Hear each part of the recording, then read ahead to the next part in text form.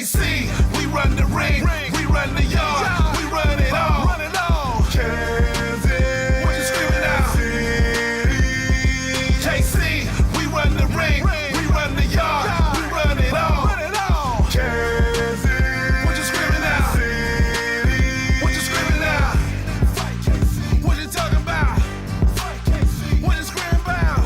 Fight KC, everybody say, fight KC, come on, fight KC, what you screaming out?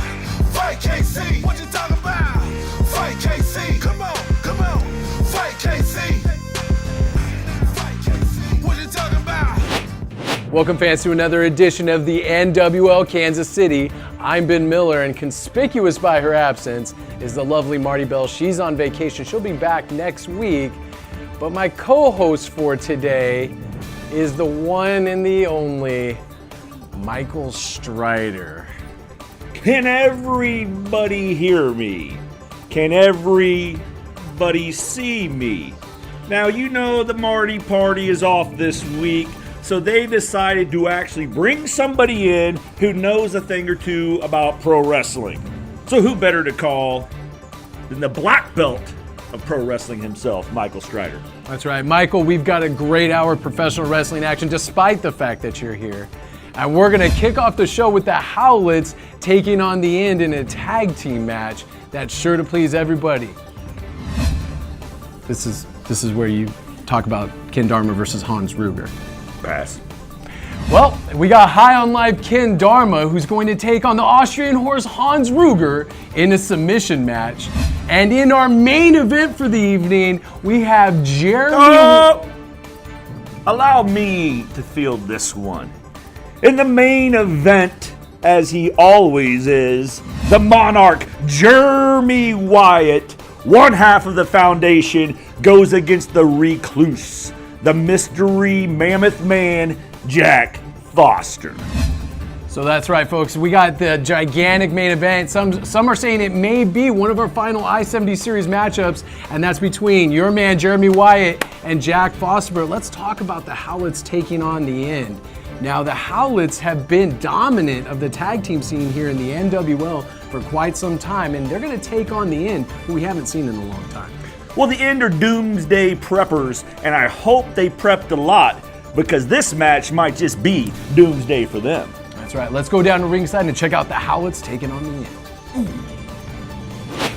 Welcome, wrestling fans, to the NWL Kansas City. I'm Ben Miller, sitting here with Ryan McGillicuddy, and we have tag team action to start off this week's show. Oh, great. We haven't seen these guys in a while. The End, Luke Holliday, Kyle Mars. They're always scared of their own shadow, these two guys. I mean, they think the world's coming to an end. They think everybody is watching them. Complete conspiracy theorists, complete losers. Introducing first, weighing in at a combined weight of 402 pounds. Hailing from a bunker at an undisclosed location, they are Luke Holliday and Kyle Mars. They are the End. Look at it. I mean, you can tell these guys maybe have a little bit of a screw loose, checking under the ring, checking everywhere for God knows what. Oh, looks like they have something to say. Talking? You know, it's been some time since we found it safe to come up out of the bunker and back to the NWL. And we come up to the surface, and what do we find? Anarchy rising. Mindless brutes like the Howletts are running amok. And the worst part is, these problems aren't going to amount to anything compared to the impending nuclear apocalypse. But fortunately, for all of you Kansas Citarians, the End is here to make sure that you all are prepared. What is he talking about? That's right. Things are looking bad in the NWL, but that is why we're here. We're here to prepare you for the End. And we are going to do that with the first in a long series of what we like to call our survival tips. Now, you've had plenty of time. I'm sure you've all built your bunkers. What? You've had time. The election was months ago. Now, building the bunker is one thing, but existing inside of it, in close quarters, with your friends, your family, your loved ones, that's another matter altogether. Fortunately, He's right. Luke and I have some experience living in close quarters, take a look. It never hurts to be prepared, Ryan. Come on. These guys are crazy. Crazy prepared. They live in silos now? Silo condos? I've heard of these losers. What? I must have missed 1 through 61. I gotta find Hey these there, on the bunker internet. buddies. Luke Holliday here with Kyle Mars. We're the end, and we're back with another survival tip. Today's tip is number 62, living in close quarters. Now, after the end time comes, there's gonna be a period where it's just not safe at all to go out on the surface. During this period of time, you're gonna have to live in very close quarters with whoever your bunker mate or mates may be. Fortunately for you, we've got a couple pieces of advice so that you can get along with whoever you're hunkered down with as well as we do. Hormel chili?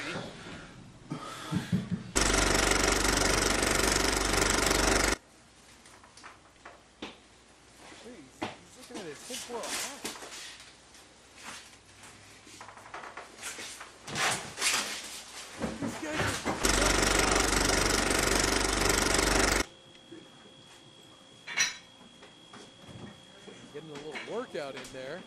That's a good idea. They're living in their parents' basement. This is all this is about.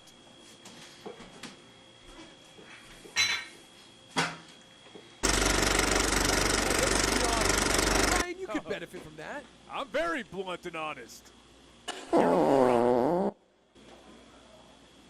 What? You farted. Excuse me. Huh. Well, there you have it. Some survival tips from Well, the... you get the point. Luckily, not only do we have that survival tip for you, but we've come prepared with several more survival tips. Several more. So we're going to start. We're going to play those here in just a moment so that you can all be prepared when the end finally does arrive. Well, this is great. I mean, they're... Oh, thank goodness. Oh, no. Thank goodness the Howletts are out here to rescue this. I mean, these two idiots, they live in their parents' basement. They're scared of their shadow. These guys will teach them a lesson. These guys haven't lived with their parents since they were dumped in a ditch somewhere when they were 2. They've had to crawl up through the ranks of life. Weight of 443 pounds. Hailing from the mean streets of Los Angeles, California, they are the Howletts. You deserve a choice. We're here to give it to you. This is X1051.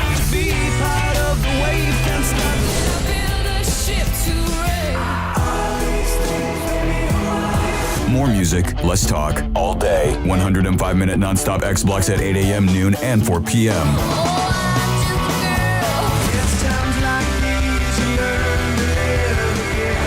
You and us together. A new alternative for Kansas City. X1051. Momentum carried him over, and then he just kicks Luke Holliday right in the back.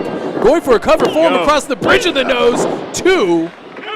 Let's talk about these Howletts. The Howletts, since they came to the NWL, I don't think anyone's even matched anything with them. I mean, Royal Blood had the speed on their side, but as far as just ruthless aggression, the Howletts have been the team that just have taken it to new heights here. 100% and dragged him down by the back of his head.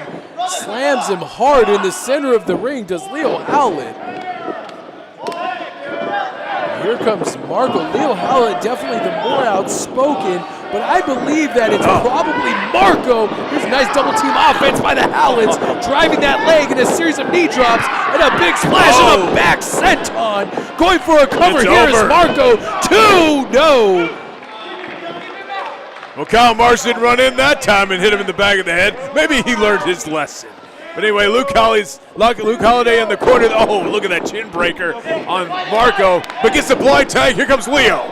Like I was saying earlier, I do believe Marco is the one that you would call the shot caller here in the Howletts clan, but definitely both hold their own inside that squared circle as the end tries desperately to fight back against the dastardly Howletts. And Luke Holliday continuing to try to get some offense, but look at that. Marco catches him, picks him up. Marco with ease almost swings him into a backbreaker and then a backbreaker neck breaker combination That's one of the Howlett's signature moves. Cover. Leo's the legal man. And once again, Kyle Mars in to break up the pin attempt.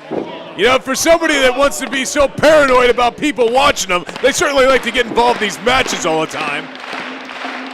The Howletts, you saw at the Royal Blood, like I said, they maybe flirted with their mom a little bit and put them through some tables and ladders and burnt some of their shirts. Can you imagine what they'd have a heyday with all that Hormel chili? You just listed off a laundry list of things that the Howletts have done to embarrass the Royal Blood almost, and here comes one of those baby slaps. Kyle Mars, those are a series of almost like kung fu-like chops and slaps. And now that did not last very long with Leo Howlett. Nice kick to the face. Turns him around. German suplex. Drives him into the center of the ring. Kyle Mars with a nice code breaker there. Or lung blower, if you will. European uppercut sends Marco down to the canvas. Now both Howletts on the outside. Now keep your eyes on the end. The end do like to take it to the air from time to time. We've seen him here in the NWL. Blind tag, Kyle Mars goes up and over, puts the brakes on. Luke Holliday thinking the better of it. Bottom rope held down. Tope called hello. Catches both of the Howletts and crashes them down to the outside of the ring. They thought Kyle Mars was doing something, but Holliday did do something smart. Got that blind tag and took out both of them. And look, now Kyle thinks he's going to do something special. Keep your eyes on Kyle Mars. Referee Nick Chin. Oh, he's not the legal man. That's correct for Nick Chin to do that. Nick Chin stepping in the way of Kyle. He's holding the hand of Nick Chin.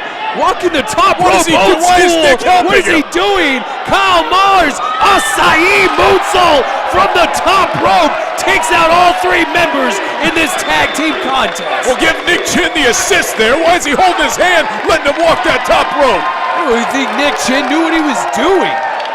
The end is somehow standing tall in the Howletts right now, but I don't see this lasting much longer. If the end can just capitalize on that big acai moonsault, this could be the end for the Howletts. No pun intended. Kicks in the back of the head. Ace Crusher combination. Going for a cover. No. 1, 2, no. Yes, thank goodness. It's very close to a 3 count there. Did you see the boot to the back of the head of Luke Holliday breaking up that pinfall attempt by Marco Howlett. Now Marco Howlett has Kyle Mars hooked up.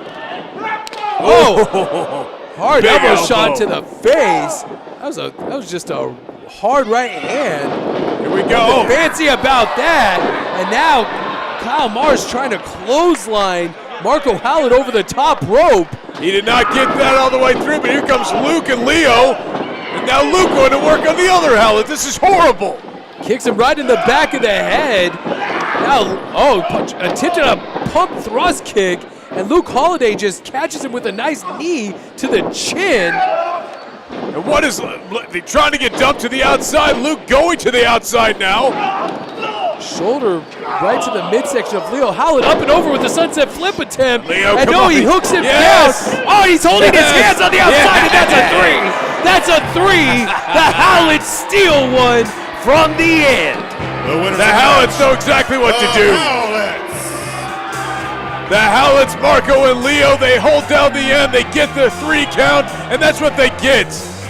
The end comes in there. You saw how many times they ran into that ring when they should have won before. I don't consider anything the Howletts did wrong in any way. Wow, Michael Strider. Action hot and heavy so far this week in the NWL. The Howletts got a victory over the end, and being that you are a black belt in professional wrestling, why do you think it is that the Howletts had to use such underhanded tactics against a team like the End? Well, you see, 3rd Dan of Chapter 8 of the Black Belt Professional Wrestling Code clearly states that if you do not get caught cheating, then it is not illegal, and therefore that's a clean, flawless victory by the Howletts. Flawless victory by the Howletts. You heard it from Michael Strider. Now, Michael Strider, let's talk about the next match that the fans are going to see. High on Life Ken Dharma taking on Hans Ruger in a submission match. Now, the first matchup they had, as you saw last time, was a pose down where they showed, relax there, big boy, where they showed their physiques, if you will, against each other. And Ken Dharma says he won that match, and now they're going to settle it in a submission match. Have you any experience in submission matches in your past? Well, I'll tell you, the thing you want to do in a submission match is get a submission on your opponent. Wow. Expert analysis right there from Michael Strider. Let's throw it to the ring and see who takes this one home. Welcome back to the NWL KC, and we have a submission match between High on Life Ken Dharma, who's coming out right now, and the Austrian horse, Hans Ruger. That was so great the last time we saw these two that Ken Dharma won the pose down. I mean, he was fantastic. Introducing He bends first, like a pretzel. weighing It's in great. at a holistically healthy 169 pounds, hailing from a higher plane, he is High on Life, Ken Dharma. I don't know what pose down you were watching, but definitely it was not the one between him and Hans Ruger, because Hans Ruger destroyed that pose down with that finishing Terminator pose, which he patented himself. Just because he has these huge, crazy-looking eyes doesn't mean he wins pose downs, man. There he is, Hans Ruger, the Austrian horse, the man that says he is going to make Ken Dharma submit tonight and submit to the will of the Austrian horse. Weighing 235 pounds, hailing from Vienna, Austria, he is the Austrian horse, Hans Ruger. He looks like a nut job there, Ben. Look, he just got this crazy look in his eyes. I mean, the pose down, I don't care what any of the stupid fans thought. Ken Dharma can bend himself in ways that not many men in the entire history of the world can do. The NWL is brought to you by Flying Monkey Beer, doing things that are fun with people who are cool since 1996. And by the Windy Wine Company. Fun wines, good times. On his attack on Hans Ruger's left arm and shoulder, and if he keeps up this kind of offense on that limb, we could see a submission very, very soon. I agree with Ken Dharma. He was talking about how, you know, this is a big move in Australia, the home country of Hans Ruger, and he's really wrenched it back on that left arm. Goodness gracious, we go over this week after week. He's from Austria.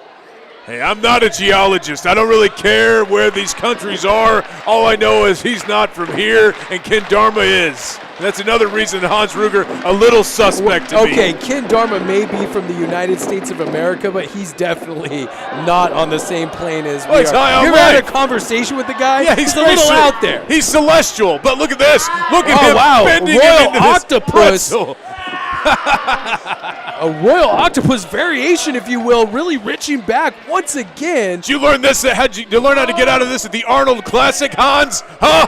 Look at him. He's bent over. He doesn't know what to do. We could see a submission here. Ken Dharma really using his own. Now what is he doing? It looks like Hans Ruger is using some of his strength to fight his way out. How do you get out of that? Now he has Ken Dharma in a fall-away slam. It goes for this fall-away slam, but unsuccessful. And he goes for that super kick, and Ken Dharma misses, showing some of that flexibility now. Oh, no, he could be going for that Alpine drop. Come on, Ken, getting out of two big power moves. Ken Dharma just so unique, so hard to lock into any hold, springing up to the top rope. And once again, the Austrian horse's strength is on display. And there's the fall-away slam. Darn near through Ken Dharma right outside of the ring into our screen. I mean, he just chucked him halfway across the ring. Impressive size and strength on display by Hans Ruger. And now Hans going for a double leg takedown. Might be going for that Austrian 4, as he was calling it last week. Austrian 4? That's what he says. He's locking it on. That is in tight. That is in deep. And we could see a tap out here from Ken Dharma. You can't just take these moves and put Austrian in front of it and call it your own. This is horrible. Not only is he can't win a submission match, but he's also a copyright artist. Come on, let's go. Come on, Ken, get out of this. Turn it over. I dare you to go down to the ring right now and tell Hans Ruger. Well, I'm not going down there. Exactly.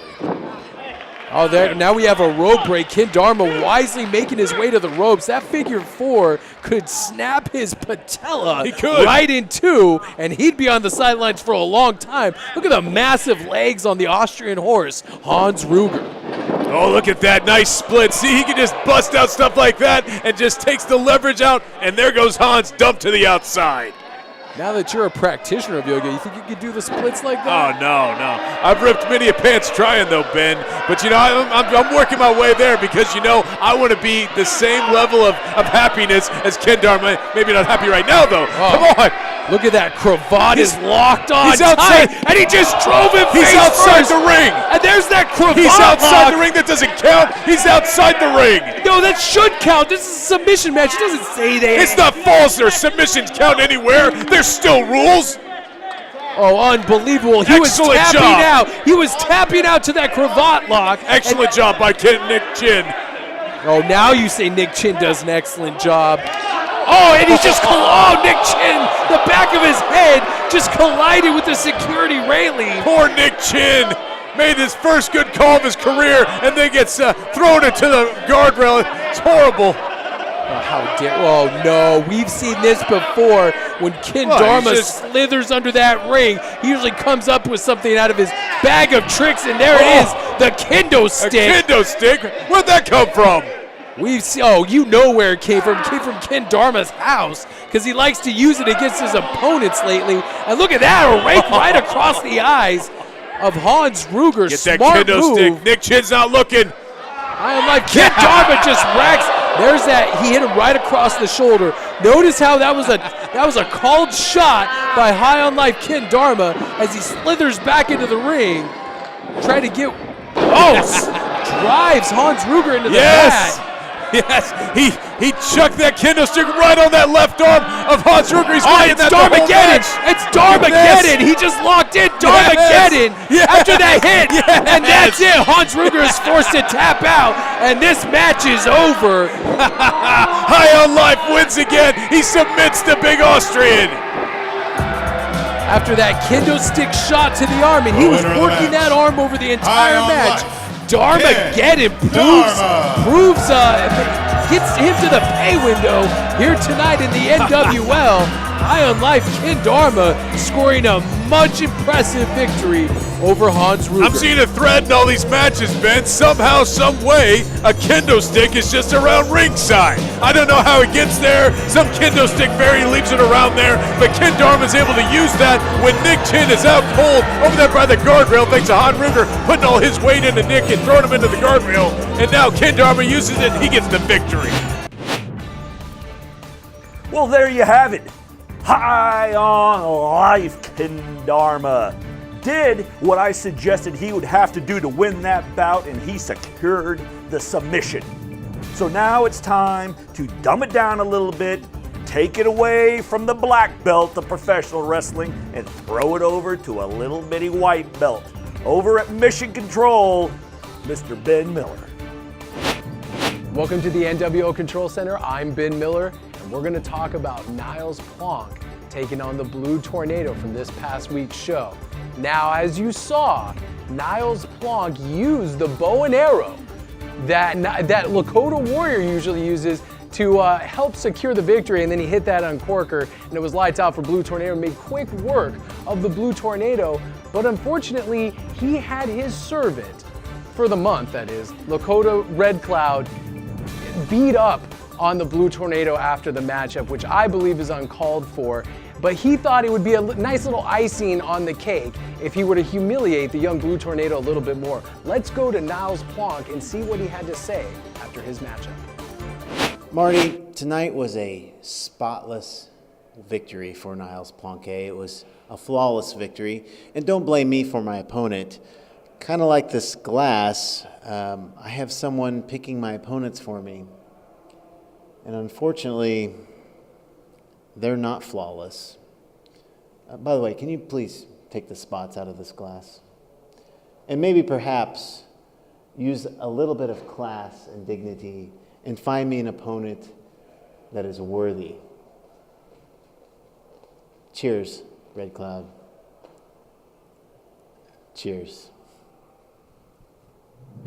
Wow, it looks like Niles Plonk is very satisfied, very happy with his new butler, his new manservant, if you will, for the next month, the Lakota Warrior Red Cloud. Good luck, Lakota, you're gonna need it. One person who's always satisfied with their arrangement here in the NWL is our NWL KC champion, the Mile High Magnum, Dak Draper. Now, Marty Bell and her Marty Party segment, that's a mouthful, came out. He was the invited guest of Marty Bell, and much to her chagrin, I'm sure. And he came out, and Marty, never shying away from asking the tough questions, asked him the tough question, well, what about Blaine Meeks and his rematch? Before he could really say anything, here comes Thor Terrio. Thor Terrio comes out and says, you whacked me in the head with the belt last time, I want my rematch as well. Well, then Blaine Meeks comes out. Blaine Meeks still wanting his rematch, obviously. It was pandemonium. Let's take a look at the conclusion of the Marty Party segment featuring Dak Draper, Thor Terrio, and Blaine Meeks. Hold on, I haven't made my big announcement yet. Because in 2 weeks, right here at the Scottish Rites Temple, July 22nd, we have the final chapter of the Dak Draper Dreams Come True Challenge, where Blaine Meeks will face Thor Terrio. What? And the winner will face Dak Draper right here on August 5th for the NWL Kansas City Championship. That sounds fair to me. These two both lost to him. They should have to fight each other, possibly to the death. Yeah, that works. There we go. Dak Draper, man of peace, saving the day yet again. Thank you, Dak. Draper, hit my... Actually, this is my show. Rupert, hit my music. There you go, Marty. He's the champ. You don't override the champ in any capacity, whatever segments you have. But we'll see here, Ben. You have Thor and Blaine have to fight each other to see who gets a shot at the championship. I cannot wait for that. Next time we're here in the Scottish Rite Temple, Thor Terrio, Blaine Meeks go one-on-one, and the winner is the #1 contender and gets a shot at Dakota Draper. That is going to be a match for the ages. I can't wait for Blaine and Thor to tear each other apart, because I don't care which one wins, and I don't care which one loses. Wow. Unbelievable. Thor Terrio is going to take on Blaine Meeks one-on-one. The next time we're at the Scottish Rite Temple, and the winner of that match will be the #1 contender for Dakota Draper's KC Championship. So much stuff happening in the NWL KC, NWSTL, all over the place, and I've tried to keep you updated the best I can. We'll see you next time from the NWL Control Center. I'm Ben Miller. The NWL is brought to you by X1051 is Kansas City's alternative. More music, less talk, all day. Listen for 105-minute non-stop X blocks at 8 a.m., noon, and 4 p.m. And by Champion Tattoo and Body Piercing, Johnson County's premier custom tattooing and piercing studio. Stop by the shop located at 1016 East Santa Fe in Olathe, Kansas. All right, Michael Strider, it's been one heck of an hour. I've enjoyed myself, but now it's time for the main event. Your boy, Jeremy Wyatt, is going to go one-on-one with the reclusive Jack Foster. Before we shoot to that, I'd like to take this opportunity to thank our sponsors from the foundation, Hypnotic Fightwear. Hypnotic Fightwear, the official sponsors of the foundation. Now, Jack Foster, the only mystery that this guy is going to have is how to pick his teeth up after Monarch knocks him out. You really have that much faith? Well, of course you do. I mean, he's one half of the foundation, Jeremy Wyatt. Well, let's go down to the ring and see how this match winds up, and hopefully, for you, it's in the favor of Jeremy Wyatt. Let's get down to ringside. All right, Ryan, here we go. It is main event time. It is the Monarch, Jeremy Wyatt, one half of the foundation, going one-on-one with Jack Foster. Man, and Jack Foster is in a whole heap of trouble. I know everyone thinks, oh, Jack Foster's this huge giant of a man, but if you've ever seen a giant killer in pro wrestling, his name is Jeremy Wyatt, especially when he has the man Michael Strider in his corner. Michael Strider claims he has a black belt in He does, he's pro carrying it wrestling. around. Oh yeah, that means a lot when he's carrying it around. Well, that guy that's having a camera makes him a photographer, doesn't it? Look at these, like ripping up these signs that these morons make. I mean, it's a good thing too, because if there were spell check, they'd all be ripped up. Monarch showing his disdain and disgust for the people around the ringside area here in the Scottish Rite Temple. And I mean, they got a chance to go over to our great sponsor, Metro PCS, and make those wonderful signs with their own bare hands, and then the Monarch just rips them up. Well, why not? They're shoving it in his face, they're ripping on him. And Michael Strider does have a black belt. It's around his neck, and he says he's a black belt in pro wrestling, and he definitely is. Wow, the arena has gone dark, ominously summoning, perhaps, what is the biggest wrestler in the NWL right now, and that is the reclusive Jack Foster. We'll see how Jack Foster stacks up with Jeremy Wyatt. He may be bigger, he may be stronger, he may even be more experienced than Jeremy Wyatt. I mean, this guy's out on the sidelines for years. But we'll see. Jeremy Wyatt is, at this point in his career, is in the best shape I've ever seen him, and he's definitely, and his work is second to none at this point.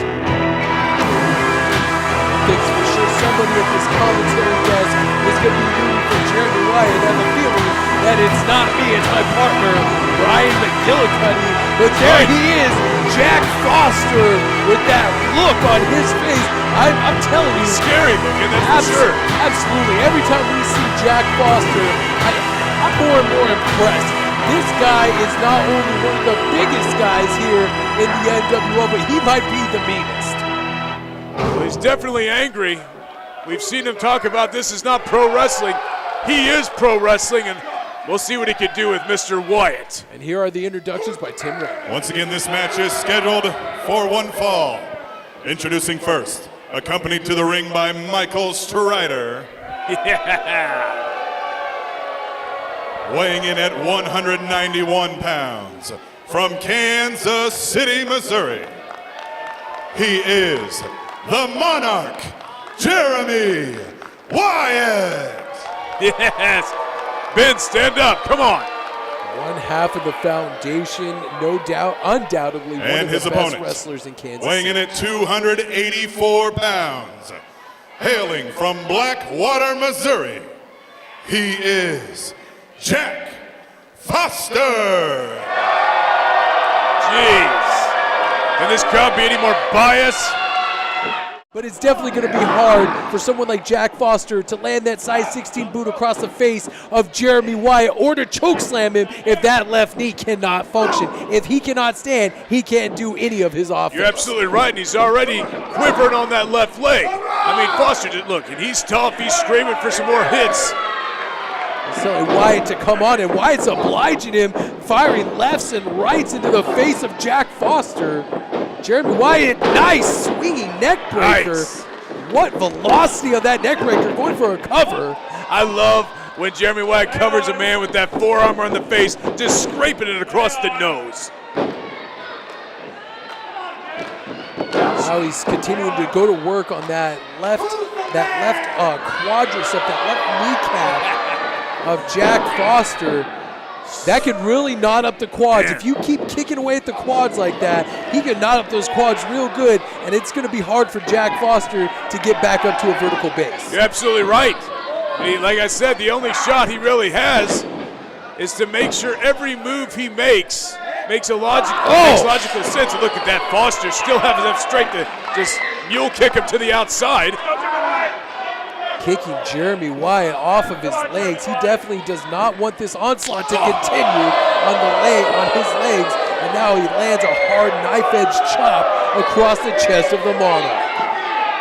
Right across the chest, across that nipple that's half there thanks to that war he had with Strider 10 years ago. So you just proved my point. But they're friends. They're friends now. They know they had to come together when NWL started and put themselves back on the map because they built this town when it comes to wrestling. Oh, Jack Foster just missed that knife-edge chop, and I think he might have broke his hand on that post right there as soon as Jeremy Wyatt dug. What is Wyatt doing? Of course, one part of the foundation, and he just collided that chair with that elbow. What is Nick Chin doing? Nick Chin was not paying attention, and the chair got thrown in, and now Foster's in deep trouble. Where are you, Strider? Come on, That's Strider. what happened. The chair slid in the ring. Nick Chin was getting rid of that chair. Man, Look at that nice decoy. Jeremy Wyatt has every move perfectly scouted before he goes into a wrestling match, and that elbow might be broken. That hand elbow may be broken on Jack Foster. And look at this. Now he's working the right arm, the left leg. Oh, you see the torque. You see the torque against that bottom rope, and those are steel cables wrapped in athletic Look at this. tape. Look at this. Oh, and of course, Michael Strider getting involved in the action. Black belt, black belt, black belt. Shut up. The foundation is proving their worth here tonight. You should join the foundation and never be a commentator ever again. I'm their broadcast liaison of the foundation. Oh, is that an official title now? Well, with us it is. I would never tell anybody else here. I would never tell anybody that you were even involved with the foundation. Kick to the arm. Now Jeremy Wyatt, like a shark that smells blood, is going to try to put even more of a hurt, even more of a beating on that right arm and shoulder of Jack Foster. Hard knife edge chop. The look. Look at Foster absorbing that blow. I don't know if it hurts Foster. Jeremy, go back to work on the leg. Look at those eyes. Oh, pump thrust kick, you heard that. Back to that right arm. You heard the sound of that kick landing against the elbow, and Jack Foster able to get the left shoulder up. Now once again going over to a top wrist lock here. Come on. Man, he's really working that right arm now. The left leg and right arm have been the points of interest for Jeremy Wyatt. I thought I saw him just bite the, drove the knee right into the prone arm of Jack Foster. And if you recall correctly, Ryan, that is the arm he usually executes that choke slam with. And it looks like he won't be doing any choke slamming tonight. You're absolutely right. I mean, you saw early in the match, Jack Foster went for that choke slam, and Jeremy Wyatt was able to get out of it, but now he's making sure he'll definitely get out of it tonight. Foster trying to fight with any limb he has left. Fires a left forearm into the face of Jeremy Wyatt. Now he uses that right arm. That may have not been a smart tactic there, because Jeremy Wyatt just laid into that arm triangle DDT and is now trying to dislocate that shoulder and that elbow. Really vicious onslaught. This reminds me of the Andersons when only an arm used to go to work on the arms or legs of their opponent and just really put a beating on it. I mean, they broke many arms across the Midwest, across this country, doing that kind of tactic. Well, you know they've learned from the best. I mean, Strider and Wyatt have been around for years. They know exactly what works, trying to break the fingers off that hand. And you're absolutely right. If you don't want to get choke slam, what do? Take out the arm that can choke slam. You can hear those fingers snapping as Jeremy Wyatt wrenches back once again and stays on that arm. He wants to make sure that win, lose, or draw, and he's planning on winning, that if he gets out of this matchup, Jack Foster is going to leave a different man, and maybe with that arm in a cast. But Jack Foster is able to get back to his feet now, and that's trouble for Wyatt. Crowd solidly behind Jack Foster. They are rallying behind Jack Foster as he tries to get out of this predicament that he finds himself in with Jeremy Wyatt really working over that right shoulder. Oh, took his head off with a vicious clothesline. But hurt his arm in the process, because that's the one that's been worked over this entire match. I don't know if that was smart for Jack Foster to do that. Putting his own body on the line to inflict pain. Now he's going to try to go for that choke slam, and Jeremy Wyatt hits that arm, and he hits it with the other arm. A left clothesline coming out of left field almost takes Jeremy Wyatt's head off, and now Foster trying to put some momentum on his side. Big boot there with the right boot. The left arm. Headbutt square into the jaw. That's the second headbutt we've seen from Jack Foster. Jack Foster looking for any opening, anything he can do to try to gain an advantage over Jeremy Wyatt here. That right arm, is really hurting him right now. Yeah, having problems doing any kind of look at that backdrop was just with the left side of his body. He elevated Jeremy Wyatt into the lights, it seems. Is he trying to hook him up for a German suplex? Whoa. This looks like a Northern Lights suplex, and he launches Jeremy Wyatt halfway across the ring yet again. What strength shown by the one-armed Jack Foster. Come on. Wyatt, come on. Oh, almost a 3 count. Well, it says a Jeremy lot Wyatt. about Foster. I mean, this guy's getting worked over left and right, and it doesn't matter what happens. What is Wyatt going to have to do to this man to keep him down, to not do these kind of power moves on him? Maybe this guy is getting involved more. Come on, Strider. Strider looks like he's broken out into a cold sweat almost at the prospect of his man, Jeremy Wyatt, giving up defeat to Jack Foster. Jack Foster, if anybody can defeat anybody on one leg and one arm, it's definitely Jack Foster. Oh, he might be going for a choke slam, and Jeremy Wyatt drops that arm across the top rope. I think he almost dislocated his shoulder there. Gets so close to that choke slam. Oh, tornado DDT drives Jack Foster head first into the center of the ring. It's this over. could be it. Referee Nick Chin in 2, position and 2. 3. No! Come on. Jack Foster getting the left shoulder up just in the nick of time, and Foster remains in the fight. And Wyatt has to be thinking what's going on. But no, he's going to the top, and you know what that means. Jeremy Wyatt skinning the cat up to that top rope. And this is his tribute to the Macho King as he drives that elbow right into the heart of Jack Foster 2. No! Almost a 3 count, and Foster gets the left shoulder up. Jeremy Wyatt is very upset with Nick Chin. That was the Macho Man elbow that takes out every man. From King to a Monarch, that he says that elbow was passed to him by the Macho Man himself. And now Jack Foster surprisingly making his way back up to his feet now. Jeremy Wyatt looking, could he land that coronation pile driver? Oh, Jack Foster raises up from in between. Get him over, get him over. Trying to punch Jeremy Wyatt, and his fist collides right with the center of the ring. Oh, that spear! That deadly spear! Where did that come from? Almost sawed Jeremy Wyatt in half, and now Jack Foster needs to make the cover and try to pick up the victory here. 1, 2. Oh, so close. Jeremy Wyatt getting that right foot on that bottom rope. I thought it was over, but he gets his foot on that rope. Thank goodness he was close to that, because it would have been over. What a main event match we've seen here tonight. Jack Foster and Jeremy Wyatt letting it all hang out. And I have to say, so far, Jeremy Wyatt has provided the biggest test to date to Jack Foster. Definitely, because he's been watching these Jack Foster matches, and he's been seeing what people aren't doing. They're not isolating parts of this guy's body. They're not taking out that arm. They're not taking out that leg. And he's trying to do that, but even still, he's still battling for his life now. Hard slap right across the chest, and Jeremy Wyatt is still fighting. He's still coming. Referee Nick Chin, what count is he at? That's a 7. Come on, get back in the ring, guys. These guys got to get back in the ring. Get in there, Wyatt. Come on. That's it. Referee Nick Chin, that's a 10. And both men, I believe, have been counted out in this matchup. Come on.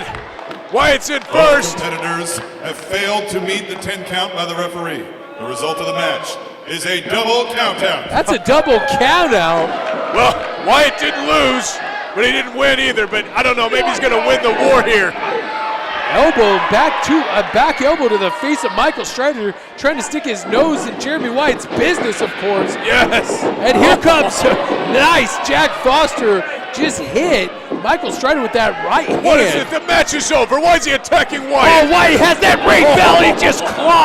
He just clocked Jack Foster right in the face. That's what he This gets. match is over. Somebody needs to get out there as Michael Strider rains down right hand. That's what he gets. He's trying to mess with Wyatt. The match is over. Wyatt rolled into the ring. He wasn't touching Foster, but you know what? He gets a nice ring bell across his head for good times. If anything's going to put the big man Jack Foster down, it's a steel ring bell right across the head. And now Michael Strider continues to choke Jack Foster. Foundation is here. What is Wyatt doing? Wyatt has that steel chair and just driving the point of that chair into the ribs of Jack Foster. Oh, he could be breaking his ribs here. Jack Foster has already been incapacitated. Oh, he can't be serious. He can't Yes, be serious. break that right arm. That injured right arm. Break it. Right arm and elbows in that steel chair. Jeremy Wyatt jumping off the top rope, and he just sandwiched his arm in that chair, and I heard a snap. His arm could be broken. A lesson was learned tonight. The lesson is don't mess with the foundation.